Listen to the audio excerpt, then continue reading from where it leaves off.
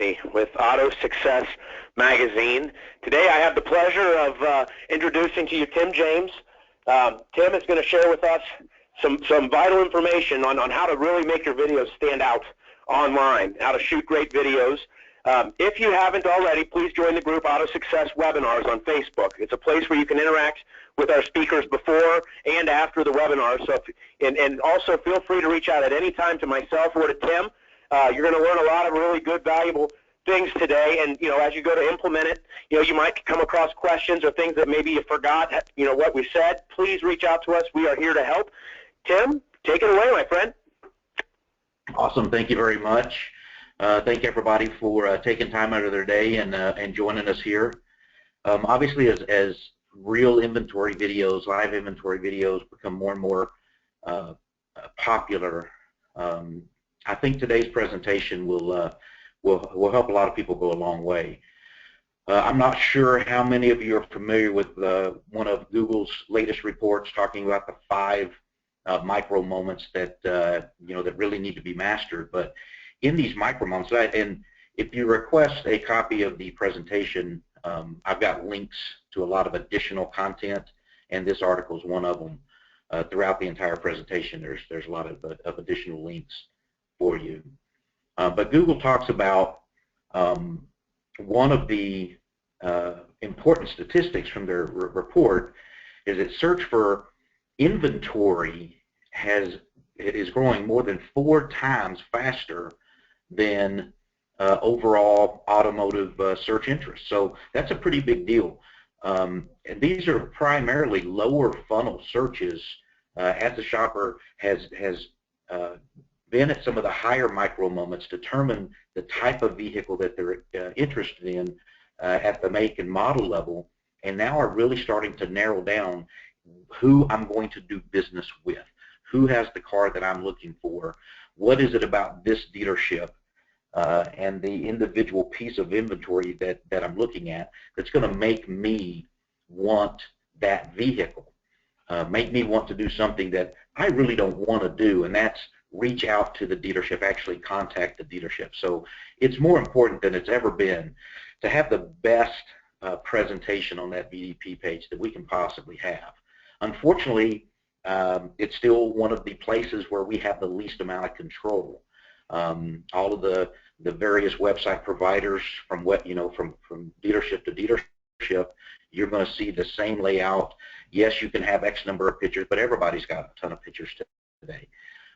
Yes, you can have this call to action, you can have this conversion widget and that conversion widget, but they're being used across the board. So it's getting more and more difficult to really differentiate yourself and your presentation of your inventory at this point of the process. So there's really no better way out there than with a good video. It's all about transferring information and generating emotion at that same time. And the cool thing about it is today's consumer wants that video content. Every statistic that's out there, I believe AutoTrader just recently came out with another report, and in their report they're saying 85% of the shoppers prefer an inventory video on the VDP page. So it's more and more the consumers telling us, I want a video of this vehicle. I don't want to have to just look at pictures and try to read about it. Tell me about it. Let me just watch the video and hear your presentation about this car. So that's where having that presentation it really starts to get important. And what it comes down to are these real 5 basic things. The video quality. Now, when I say video quality, I'm not talking about the car itself. I'm talking about the quality of the image that we're seeing, and that's the same with the audio quality as well. Then we get into the content, and that's where what it is you're shooting, what it is you're talking about comes into play, and then how we can enhance that content to make it even present more information and more emotion, and then it's visibility, because that's another major hurdle, major obstacle that a lot of people have. They shoot great, good quality video content, But then it's on one touch point, and you have all these other touch points out there with your inventory, but no video. So it's all about getting those eyeballs. So we'll start with number one, the video quality, and that obviously starts with your equipment, the camera that you're using. Doesn't matter if it's a DSLR, whether it's an actual video camera. Some of the lower end video cameras aren't going to have some of these features that we're about to talk about, but some of the more higher end video cameras will. But pretty much every DSLR camera that you have is going to have the various features that we're going to talk about. But what it gets down to is they're all different. So you need to know your camera. You need to know how your camera functions the best in certain conditions, in certain environments. And it doesn't really take expensive equipment to get the best video. It takes knowing the equipment that you have, knowing what adjustments to make, because sometimes just small adjustments here and small adjustments there with your camera can make a huge difference in the quality of the video. If you're shooting a video and you notice that it looks a little pixelated from time to time when it's online, that's probably it probably didn't happen in the transfer process. It's probably the quality of the video that you have. There are things with your camera that can really impact that part of the equation and the pixelation. So you want to make sure that you know how your camera performs best in what lighting environment, and so on and so on. One of those things is controlling that environment. Pick a spot, have a certain spot where you get the best light that you can get, depending on the video style, the least amount of noise. I see video shot all the time where someone's talking about the car as they're walking around it, and you've got this, you're right next door to the service department. You've got the drill going off, and the impact going off, removing lugs from the tires, and all kinds of noises and banging going on, or they're out on the lot right beside the freeway, and you got all this noise going by, and here comes a fire truck or a police car drowning everybody out. Or even worse, as you swing the camera around, you've got a picture of your competitor's sign right there, in half the shot. So really find a good spot where you can control your lighting, whether it's inside a studio with controlled lighting or outside where you're using natural light. But again, when you're in that spot, now play around with it on sunny days, on cloudy days, different early morning, late afternoon, and shoot small little samples with a lot of different settings to really find out what works best for you. We'll start with the easy one, frame rate. There's, again, I've got articles about different, from different people talking about these things, these same things for you. But when it comes to frame rate, there's really not a whole lot you need to really know, other than you're probably going to be best for what you're shooting. You're probably going to be best at 30 frames per second. Movies are shot at 24 frames per second. That's where you get that more of a dark feel to it. There's another popular that's called 60i, and basically the eye just it's a way the frame works where they're integrating two frames, really two 30-second frames into one 60-second frame, and you're probably just going to get the best quality for what we're doing at 30 frames per second. So that's the easy one. But then we start getting into where we can really have a big impact, and it's called the exposure triangle. Now, again, every camera is going to be different. Every environment's going to be different.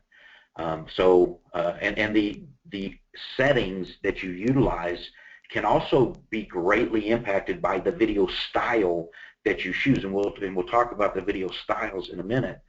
But what it all comes down to is lighting. How much light, what kind of light is getting into that camera? So we start with shutter speed. Now, shutter speed is known as exposure time. It's the length of time that each frame of your video is exposed to light. So some of your frames of your video can be exposed to light for you know, 1/5 of a second to 1/20th of a second, and 1/60th, the 30th of a second, 1/60th, 1/80, 1/100th, and the numbers just keep growing and growing and growing. But bottom line is, the way you want to think about shutter speed is the longer it's measured in fractions of seconds, and the longer that shutter's open, the more light gets in. That can be good and bad, and what really it can have an impact is when you start to increasing the shutter speed, it decreases motion blur. I wouldn't go below 1/60th at 30 frames a second. If you get down to 1/30th at 30 frames a second, you might start noticing a little bit of a blur in your video. So you can you know, increase that, take that shutter speed, decrease it down to 1/60th, lower the amount of light that's getting in a little bit. You'll see a little bit of a decrease in your motion blur. But the key also is, you know, on sunny, brighter days, or if you're in a controlled environment where you have a significant amount of light, you might even want to go ahead and bump it up to 1/80th. But it's playing around with your camera in the environment that you've chosen to shoot your video with your shutter speeds, based also on the video type, because some of your live videos may have a lot of motion in them. Some of them may have just a little bit of motion, and how much motion you have in your video can also greatly determine how your camera is going to function at the various shutter speeds. So take some practice videos at different shutter speeds and get to find your comfort level. But generally, what I recommend is at 30 frames a second, you're probably going to want to be at 1/60th. Maybe bump it up to 1/80 if you've got a lot of light. But one of those two, you're probably going to be at your best quality. Then comes the ISO. Now, most people, when you get your camera, you pull it out of the box, you turn it on, it's probably set on auto. And most people are going to tell you, don't ever use your camera on auto ISO setting. Basically, what ISO is, to put it, you know, in layman terms, is fake color, fake light. So as the light's coming into your camera, it sets a color spectrum. You've got your base, which is real, and then what it does is it adjusts the ceiling of that. As you adjust the setting, it changes the level. So basically, yes, it's a great way to brighten up a dark image.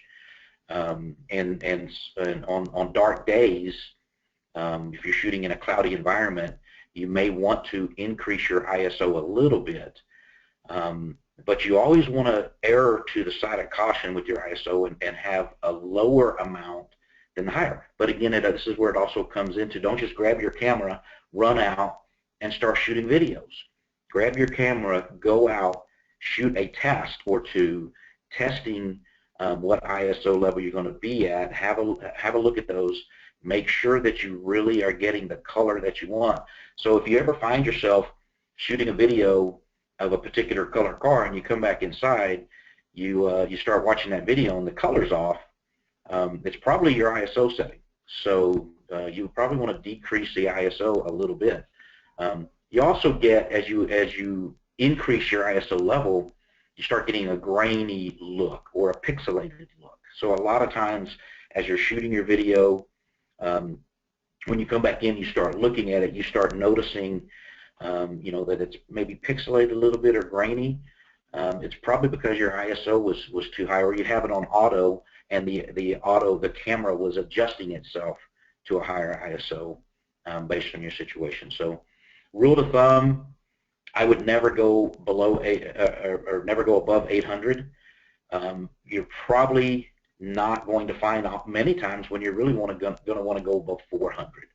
So I think in a good lighting environment, if you're staying between the 100 to 400 mark, you're probably going to be best most of the time. But you also want to adjust your ISO based on your shutter speed. As you are slowing down your shutter speed, letting more light into the camera, you can reduce your ISO to basically then utilize more natural light.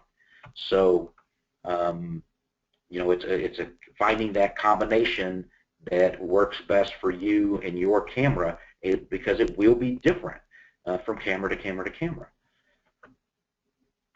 And then that brings us to the aperture, also known as the f-stop. Now, a lot of people refer to this as the depth of field. So this is where you can adjust your aperture so that when you're pointing the camera at an object, the background's blurry, but that object itself is nice and clean. And you can also open up that aperture where now everything in the picture is gonna be fairly clear. You're letting a lot more light in, so that it's really capturing the entire frame. And again, it depends on you. It depends on what style of video you're shooting, on how much f-stop you want to apply to the particular video that you're shooting. So another rule of thumb, though, is, again, if it's darker outside, you can increase your aperture a little bit, so that you're letting more light in and not having to adjust the other two settings as much. So if you're finding a situation where it's a little dark, you're not getting, you know, you're at the point with your ISO that you don't want to go any higher to increase the brightness of your video, go to your f-stop and increase the f-stop setting, and that's going to then let some additional light in. And what it comes down to is really finding that with your environment, finding that combination of ISO, aperture, and shutter speed based on the type of video that you're shooting, the amount of motion that you have in your video, that gives you the clearest, most crisp video based on your environment and your camera. But again, what I recommend, your starting point, 30 frames a second, 1/60th shutter speed. Take your ISO off of auto, and if it's a bright sunny day, adjust down to 100, see how that works. A little darker, a little cloudy, or you're inside where you don't have as good of lighting as that natural sunlight, maybe bump it up to the 400 range, and then start seeing if you need to go above 400. But I wouldn't, you know, would never go above the 800 mark. And then play with your aperture in that process, and see the goal of being the lowest ISO you can have with the highest aperture and the desired shutter speed. That's really the combination that you're looking for. If you're extracting your images from the video, you might want to increase the shutter speed a little bit, because that could increase the sharpness of each image as you go. Now, what you need to be aware of, though, as you're increasing your shutter speed, if you have a lot of motion in your video, then it can start to make your video look like it's jumping a little bit, like it's a little choppy, because basically you're decreasing the amount of time, or excuse me, increasing the amount of time between each actual capture of that video. So you're going to get a little jumpiness. So if you're, yes, you'll get a little more crisp image, but you might get on the video part of it itself, you might have a little bit of a jump. So you don't want to, just because you're extracting images, you don't want to go crazy and you know, jump your shutter speed up to you know, into the 1/1000th or anything crazy like that. You know, you'll probably still only want to be around the 160, 180, maybe 1/100 mark.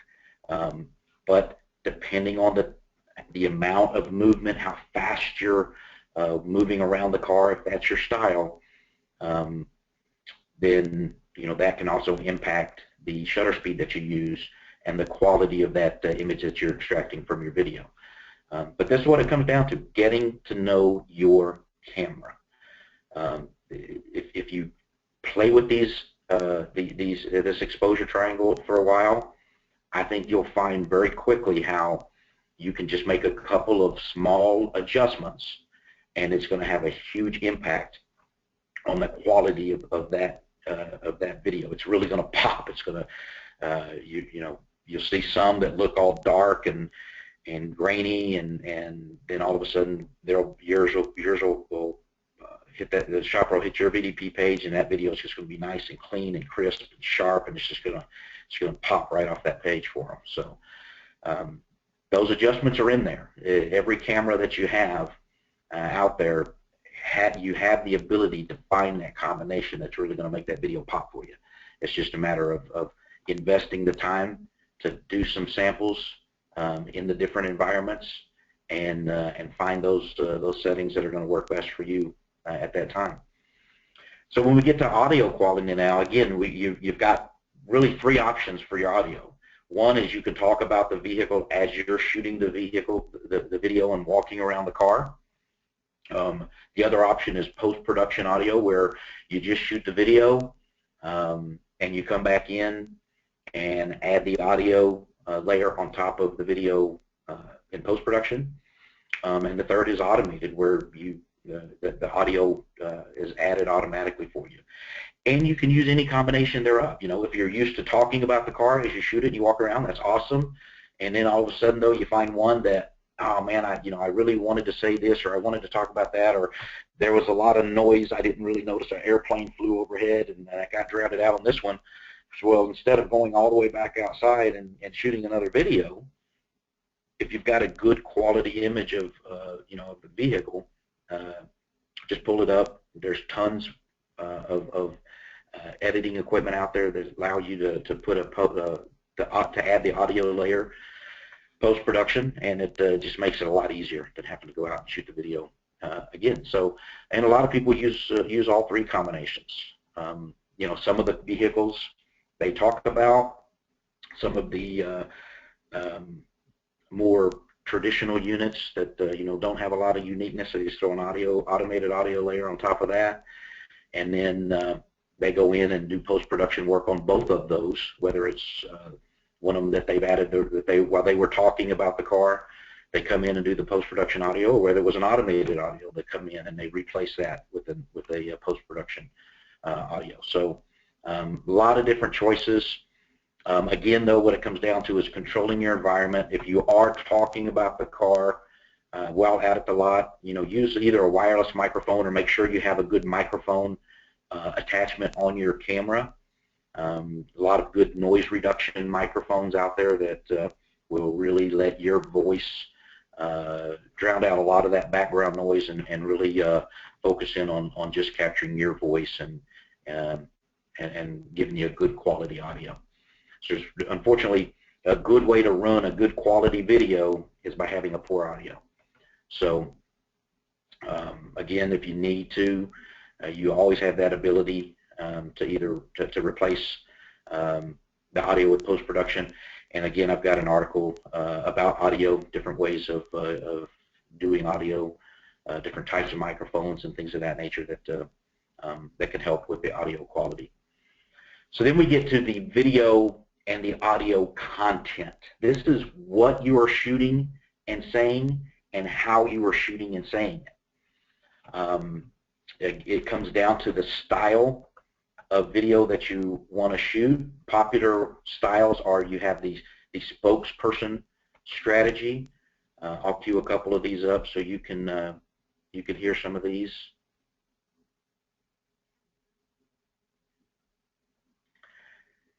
I hope that the audio and the videos will play well for you over the GoToMeeting. What is Automotive Group in Chillicothe, Missouri, the highest rated dealership in Middle America, and you can learn why by going to over2000reviews.com. So if you were in the market for a very equipped truck that gives you off-road capabilities and so much more, well, check out this 2015 GMC Sierra. As you see, it's a really nice, just stone white in color. You have that nice clear coat on there to really bring out the shine. You have massive projector headlamps with LED accent lamps just surrounding them. So a couple of things to know. First, you'll notice the length of the video. We'll get into that here in a little bit. But with this style, you've got one person working the camera, the other person, she's got the microphone on and talking about the vehicle. You know, again, a lot of different ways to use the spokesperson type model. But what it gets into is not just what you're saying, how you're saying it, the quality of the content. You know, what it is you're talking about with the vehicle. One-person strategy is where the same person who's shooting the video is talking about the vehicle at the same time.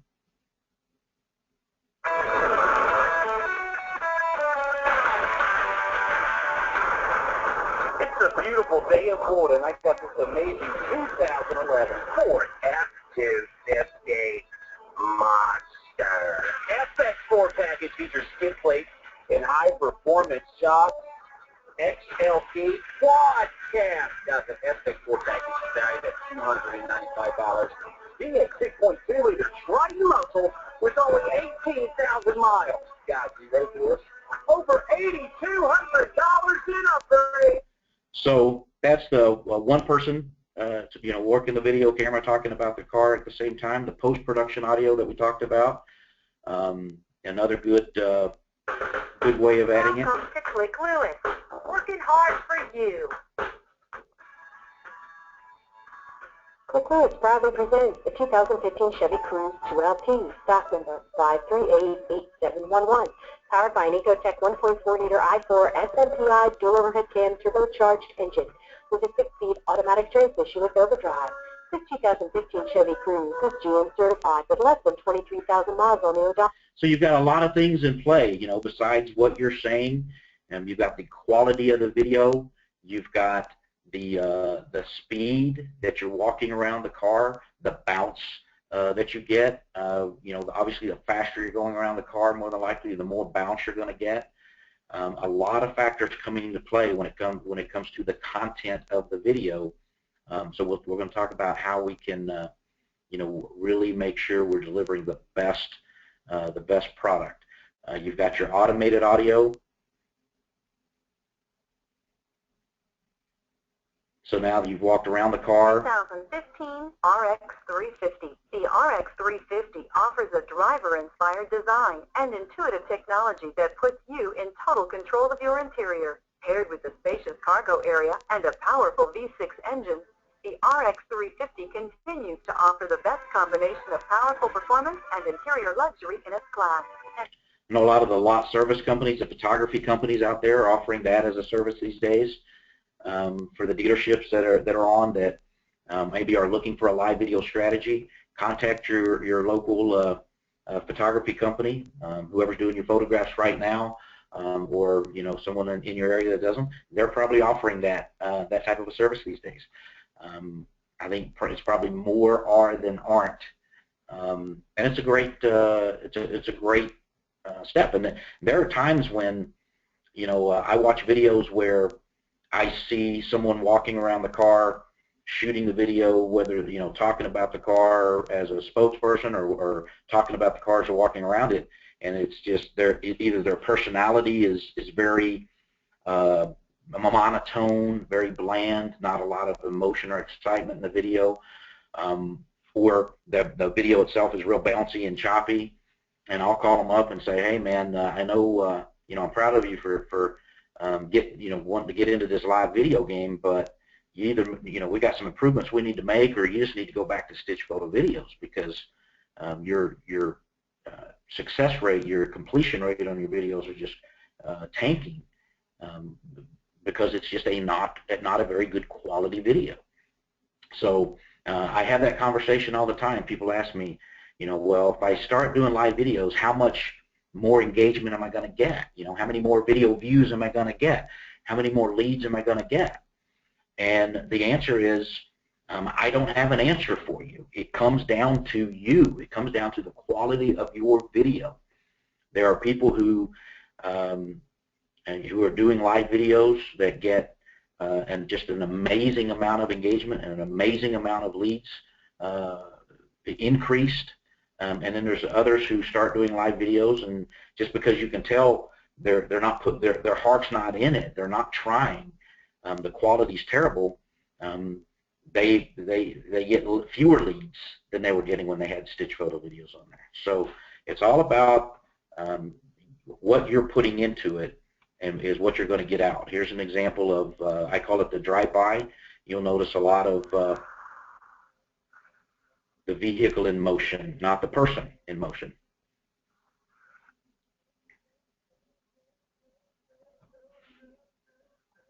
The 2011 Chevrolet Camaro SS, powered by a 6.2-liter V8 engine, with a 6-speed automatic transmission with overdrive. This rear-wheel drive convertible, with fewer than 10,000 miles on the odometer, gets up to 25 miles per gallon. This Chevrolet features side airbags, rear spoiler, and premium wheels. Safety features include traction control. So you've got the indoor, the inside, test drive, all of those things going on. Depending on your style, you're probably going to want to invest into some stabilizers, so that you're not just holding the camera. You're holding the camera's on a stabilizer. It's going to reduce some of that shakes or some of that wiggle out of the video. At a minimum, use a monopod with a stabilizer on it. But again, it's what works best for you, your style. The type of video that you're shooting is going to look better with the different type of stabilizer, and you're going to be able to manage it better. There's stabilizer software out there. Some of it's free out on the web. Some of it, might cost have a monthly fee associated with it. But those can clean up. This is an example of a video that's been run through an online stabilizer. You can see the one on the left bouncing a little bit more. The one on the right, some of that bounce has been cleaned up. It's the exact same video, just being showed side by side. So if this is the style of video, this is the type of video that you're shooting, use a stabilizer if you still haven't pulled all of that bounce out of there. Slow down a little bit, first of all. Secondly, try some of the stabilizer software that are out there. They can play a big difference. And again, I've got a lot of resources for stabilizers that you can just click on and go to in there. But now we start getting to the audio part of the content, and this is where most people, that you just lose it. We hear all the time that you want to keep your video short. You got to be a minute or less, and in a minute or less. So now you're trying to hurry. You're really trying to make sure you get in the good things that you want to talk about in that 60 seconds, and you may not always deliver the presentation the way it needs to be delivered. Now, I don't think a video needs to be 60 seconds or less. Generally, what we see is somewhere between 2 minutes and 2.5 minutes is pretty solid if it's a good video. Now, if it's not a good video, you're going to see people watching 5-10 seconds of it and they're gone. If it's got a lot of motion, a lot of bounce, the audio quality is not what they wanted to see, your completion rate is going to be extremely low. So to kind of give you an idea of where you need to be in your completion rates, a stitch photo video's completion rate is going to be around 70-75%. A live video, a good live video, is going to bump that up about 10%. So it's going to be 80-85% in the completion rate. That means people who start watching the video finish it all the way to the end, be with an average rate than being 85% of that video. The crazy thing, though, is if you noticed a lot of those videos I was showing you, they were in the 2.5 to 3.5 minute range, pushing 85-90% completion rates. That's because the quality of the content being delivered. So here's another great example of not just talking about what features the vehicle has, but why. This is where most people lose it right here. You do a great job at saying this vehicle has this, the vehicle has this, it has this, it has this, it has this. But what does that mean? A lot of people out there that are watching your video may not know what that feature is or why that feature is important. So it's very important. We hear this in sales all the time. sell the why. And that's exactly what your video is. Yes, your video, in your video, you want to give information, but the true value, where that video goes from being a marketing tool to a sales tool, is in the emotional value of that video. And if you don't have the emotional value that you need to have, if you're not selling the car, if you're not making that shopper want this car, that's what it's about. They're looking at, vehicles, not just other vehicles in your inventory. They're looking at tons of vehicles in a lot of other people's inventory as well. And what it comes down to is the person who makes the shopper want the car you have. That's the trap we fall into a lot in online marketing. We hope that we have the car the shopper wants. So we put a lot of information about the car, hoping that this is the one that they will want, instead of selling them the car we have. If you think about it, this is exactly what happens when they walk onto the lot. Shopper walks onto the lot. We may not have the exact car they want, but it's the salesman's job to make them want one of the cars that you have. So you can accomplish that exact same emotional process with your video. And here's a great example. This gentleman's been doing videos for many years. One of the pioneers of actual video walkarounds for the automotive industry. You're going to see a combination of a lot of the things that we just talked about, but most importantly, I want you to listen to the words being said. Welcome to the Volkswagen. Spring is in the air. You know what that means? It's wagon season. Hey, I'm Ken B from Douglas Volkswagen.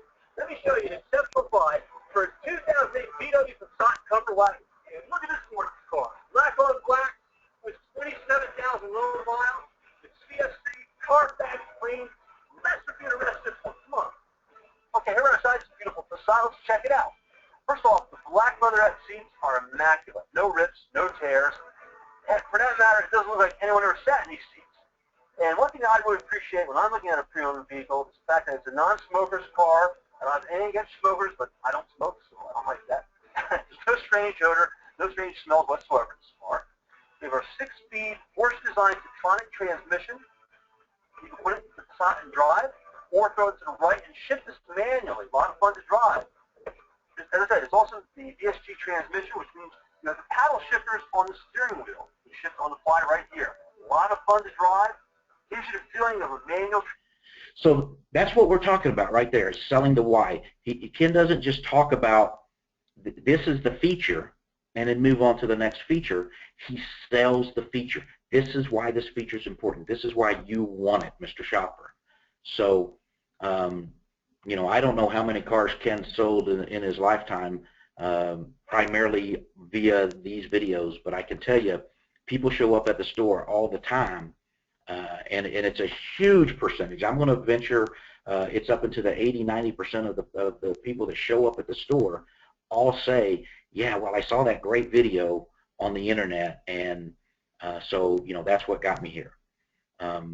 So he's it comes down to the science of not just the vehicle and the image part of the car that the shopper's seeing, but the words you're saying and really selling the shopper, selling why this feature, why that feature, why you want to own this car, and creating that emotion. Definitely include your CPO or your Carfax information in your presentations.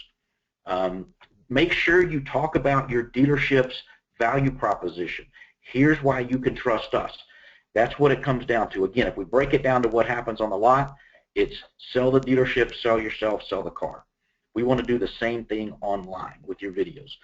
You want to sell the dealership. Here's why we're the good guys. Here's why you can trust us, right there in this video. Again, going back to Google's presentation, Google's report, that's one of the important micro moments. It's not just about what car, but what dealerships. So instead of making the shopper search other content to try to find, now that, yeah, this is I really like this one, but do I, is this a dealership I can trust? Is this a dealership I want to do business with? Instead of making the shopper go search for that, other places, have it right there in your video. And don't talk about time-sensitive data, because if the price changes, if this changes, if that changes, you don't want to have to re-record an audio just because of that change. But there's a lot of things, a lot of ways you can do that. You know, priced below, priced around, starts at, a lot of different things with the prices and things of that nature. And you can use data in your videos. You can use overlays, data-driven content for that time-sensitive data, so that as it changes, it automatically changes on your videos. What kind of data should be on your videos? So to me, it's simple. If it's on your VDP page, it probably needs to be in or on your video. You can automatically, if you're doing videos for new inventory, you can have automated rebates and incentives showing, and as those adjust, they can automatically adjust on your videos. Any type of special, you know, the prices are reduced and things of that nature, those things can all be dynamically added to your video. So you can enhance that informational and emotional content. And that's the next very important part of having that video itself. You have these conversion widgets that you're paying a lot of money for, whether it's a gift card, a gas card, you know, some kind of a virtual credit consultant, or instant price quotes, or whatever it might be. You've got those banners on your websites.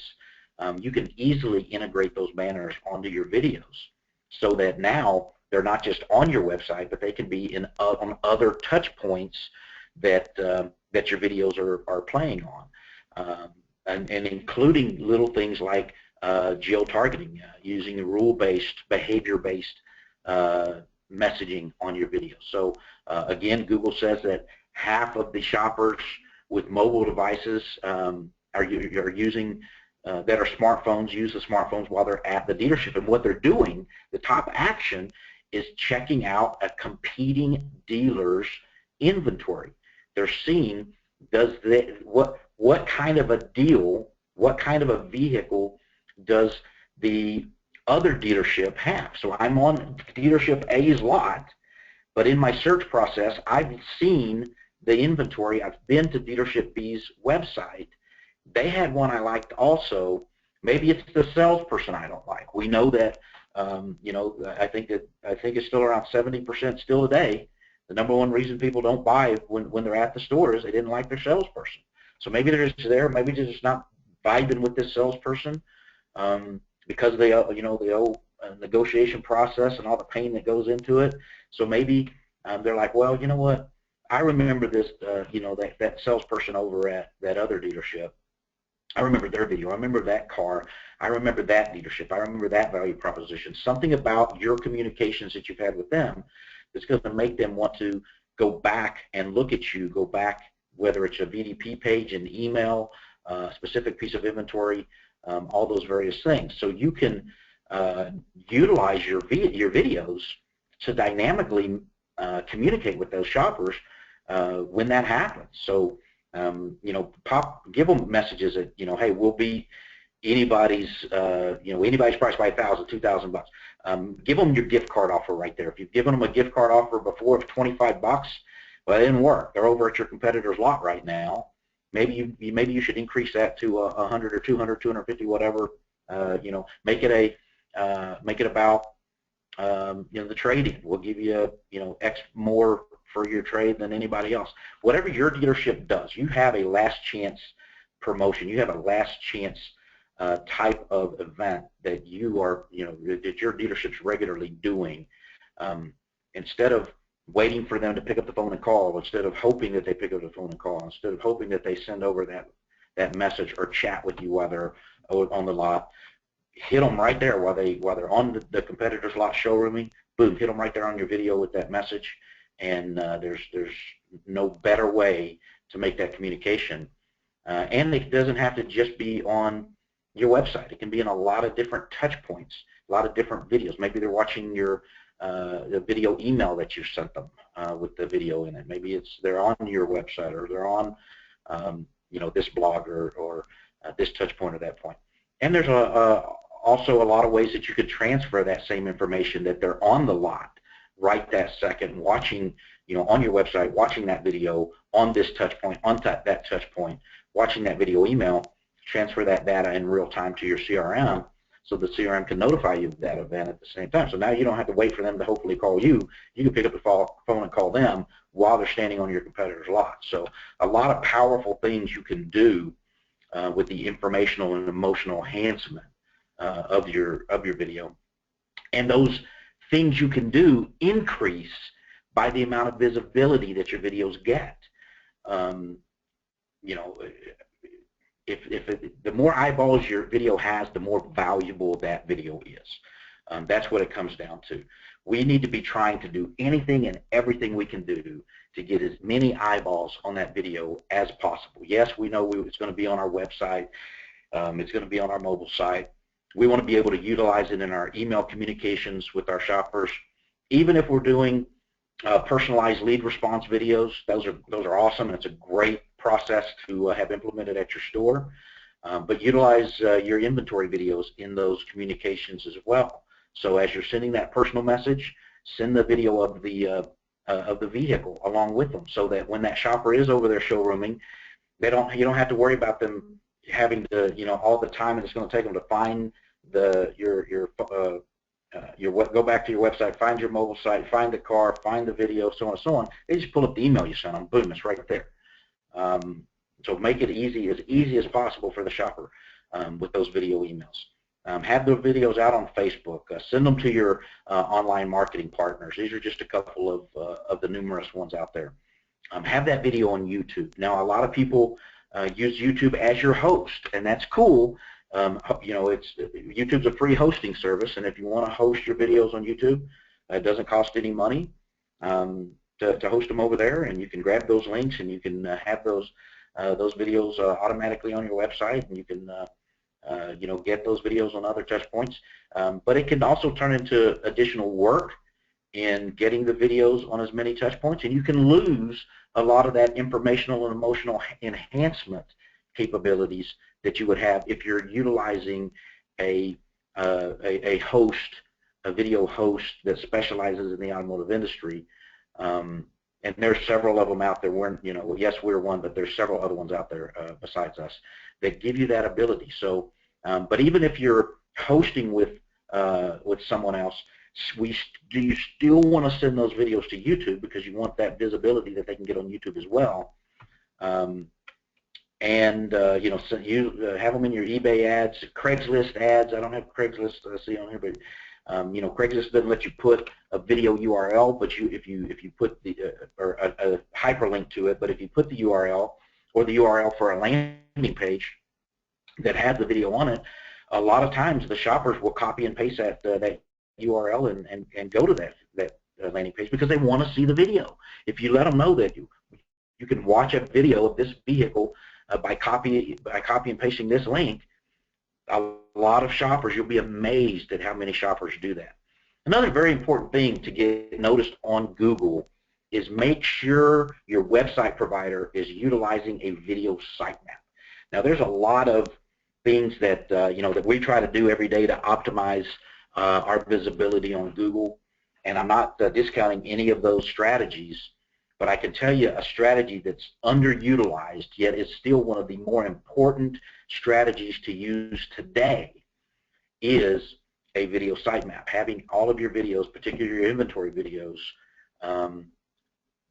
disclosed to Google as it being a video, so that as someone is shopping on YouTube or is shopping on Google, doing a specific type of search, they recognize in most cases the way it's set up, it's going to be your entire VDP page that is seen by Google as a video, so that when somebody selects to watch the video, boom, they're actually going to land on your VDP page of your website.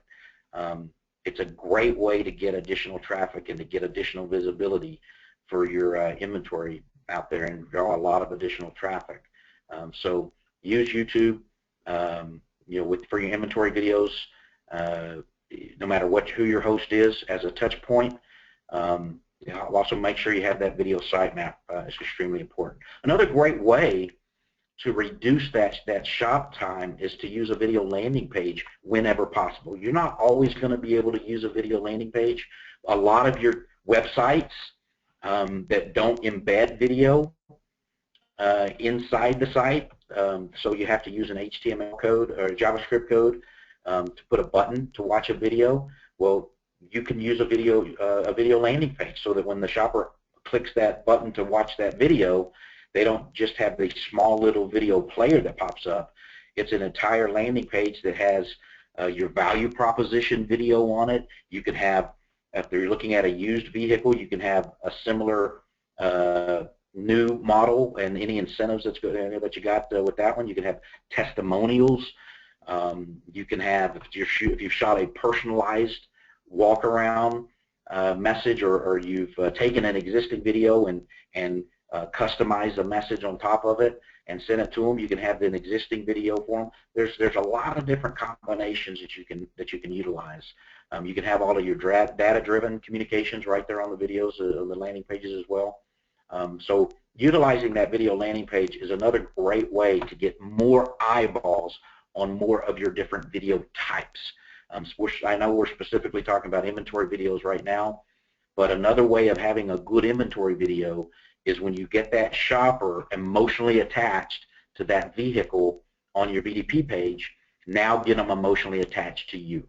Now make them want to know that they can trust you. They can trust your store. We're the good guys. Come on down. You know, it's okay. Contact us. Pick up the phone and call us. Fill out the form and give us this information. Just come on down to the store. And having all of that in one location so the shopper doesn't have to now go search for different places on your website. So I tried to keep it under 45 minutes. I'm not sure if I accomplished that or not, so we'd have room for some questions. So I think we'll open it up to questions. All right. Yeah, everybody, this is Brian Ankney. If you have some questions, on your screen there is a tab there where you can ask questions. Go ahead and type those in there, and I'll ask them directly to Tim. Actually, there was a question, Tim, that came up when we were watching one of the videos, and we addressed this once before in a past webinar. It says, is it supposed to look choppy on the video? And I believe that's because we're running through my internet, Tim's internet, and YouTube. That's accurate, right, Tim? Yeah, there's going to be a big difference in right now in how smooth the videos that you're seeing versus what I'm seeing, simply because we're running over internet and on a GoToMeeting. That's correct. Okay. Let's see. Well, we have a couple people asked if they would get a copy of the slide deck. If you want to just email me or Tim, my email is brian@autosuccessonline.com. And Tim, what's your email? It's right here on the screen, t.james@flakefusion.com. Okay. So yeah, if you want to email either one of us, we will get you a copy of it. Here's another one. Does it make sense to put calls to action tabs in videos if they will be posted on many different vendor sites? Yeah, you know, if you don't have call to action in your video and on your video, you've wasted your video. That's the whole reason you have a video is to generate some type of an emotional response. The problem is with call to action in general, and this is a whole nother webinar that we could get into, but is that we try to leave it up to the consumer to let them decide or just automatically know, here's what you should do next. And that's not the way it works.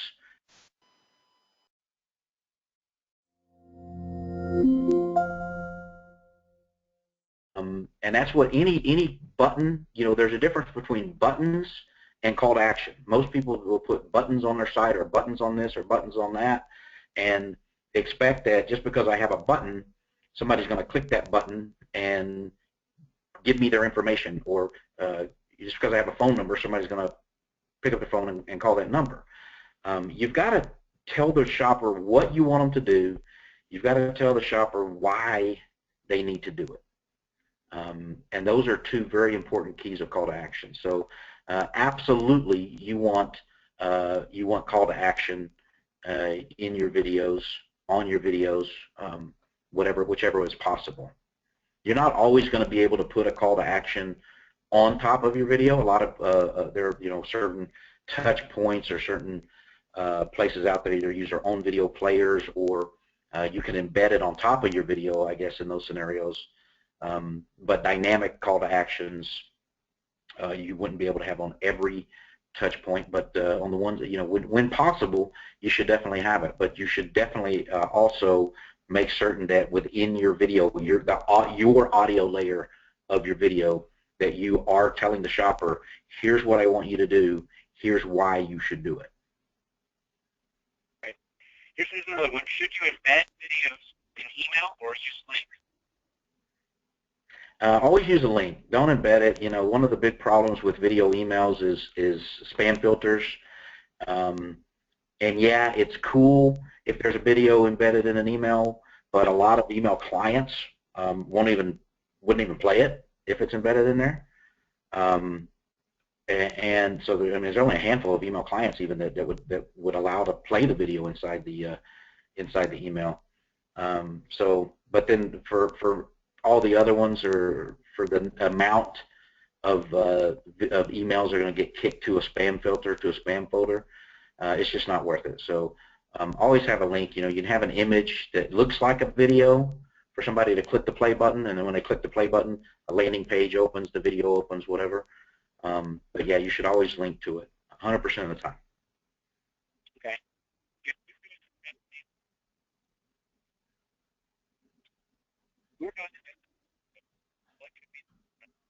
I'm having trouble hearing you, Brian. I'm sorry. I'm not hearing this last question. Okay.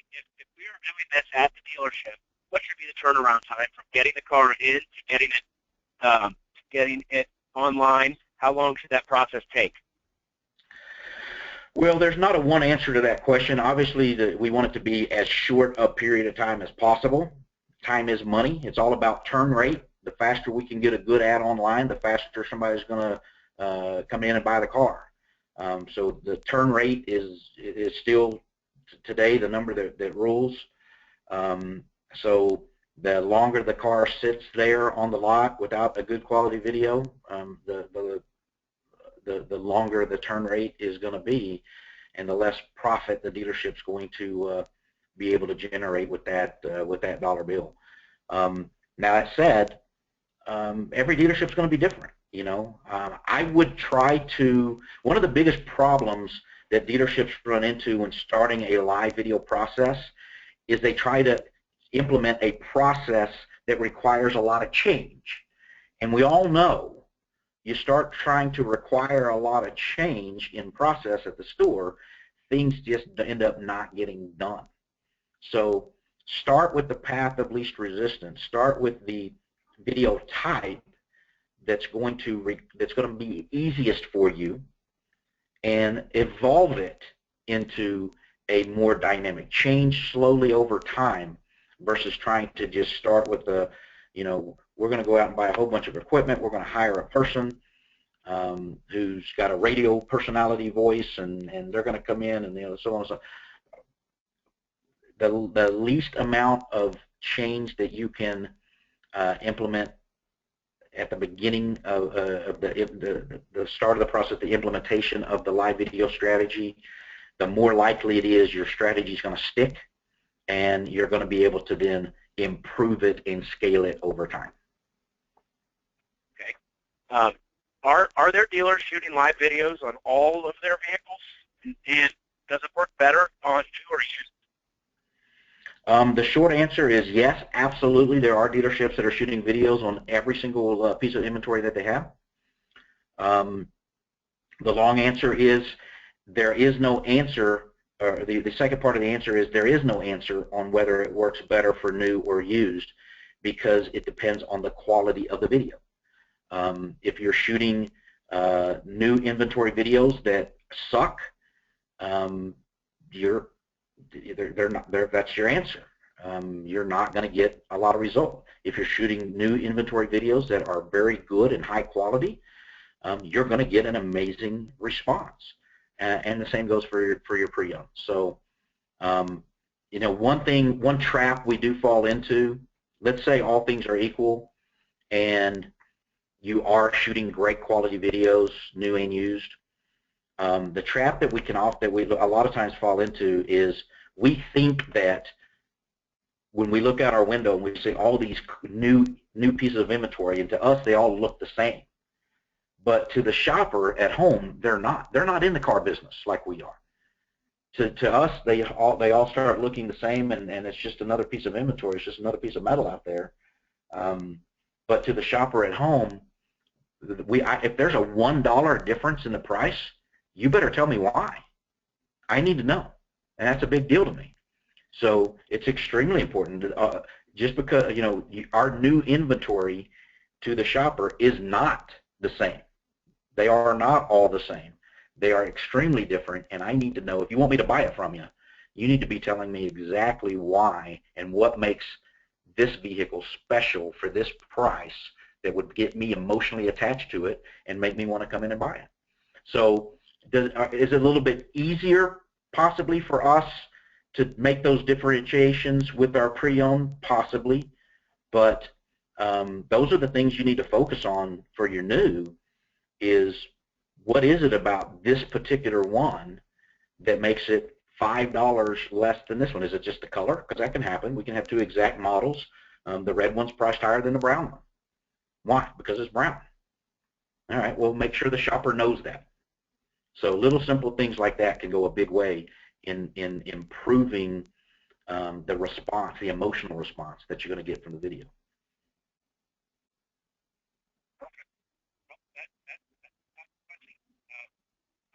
Everybody for taking today and join Tim and I. And Tim, I really would like to take time out of your day to share all good information with us. Again, if you want to have questions as you go, please feel free to reach out to Tim or myself. If you have ideas for future webinars, reach out to me via Auto Success webinars or via email. Tim, I'd like to thank you. Is there anything else you'd like to share with all of our viewers today before we let it go? No, just the main thing, start. If you're not already shooting videos, start. If you haven't already gone out and played with your camera settings to see how you can make those videos pop, it's in there. You've got a good, awesome, quality video that's going to pop off that page in there. You just got to find the settings that's going to make it happen. So get out there and play around with it, and don't accept anything less from yourself. It's money. It's what's going to make that car turn faster. So it's important. Great. Thank you, Tim. Thank you, everyone. I hope you all take the time to join us again for a webinar. Have a great day. Great stuff. Thank you, everybody.